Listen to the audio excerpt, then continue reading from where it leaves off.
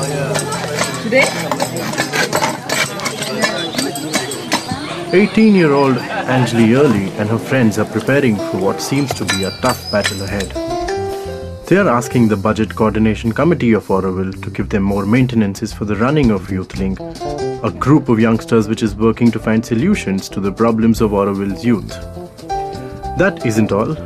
An hour later, she and her friends are going off to the Vision Task Force for another meeting where the grown-ups of the town want to hear from the youngsters their ideas for Auroville. Angeli has drawn up a detailed presentation of the reasons why they need the money and is all pumped up. These meetings and the newfound enthusiasm in Angeli and her friends aren't aberrations. 47 years after Auroville was founded, change is sweeping this universal township, but like a breeze, gentle, slow, but tangibly present. Angeli represents this change, where the young are now wanting their say and their opinions to be heard in the way Auroville is run. The young are no longer content with being silent spectators. They are increasingly showing the signs of wanting to enter the ring and take by the horns the bull that this township's governance is.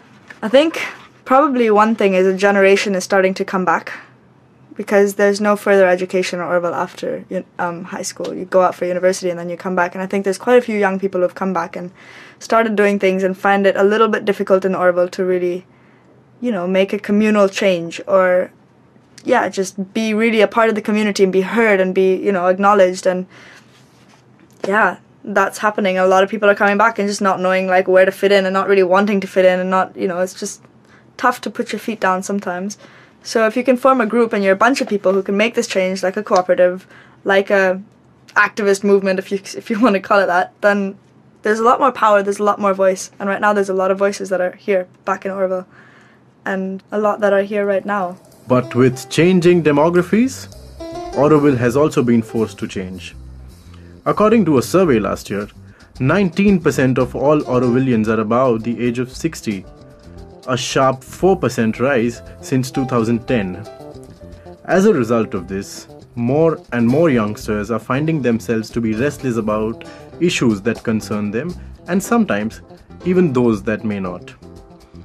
5 years ago, cheesed off at their premises being used as a thoroughfare, members of the youth center went ahead to block the temporary access to citadine apartments, and in the process, entering into an ugly showdown with community members. Yeah, well, I guess the youth center was placed there for rebellious reasons against town planning, the town plan, the master plan, the ring road.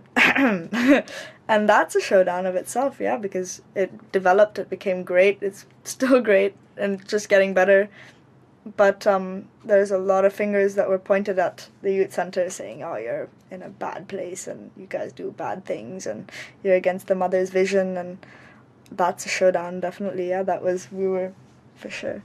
And there's been other things like other land issues, mostly they're land issues to do with the road and the forest and people's houses that, we definitely have stood in a meeting with Lavenier and town planning, and they were telling us, oh, you don't even know what you're talking about, and we were standing there, look at this forest, why do you want to put a road through it? And we had some arguments. I remember telling some people very rudely to be quiet, different words, but and in itself those were showdowns. There's definitely been some showdowns.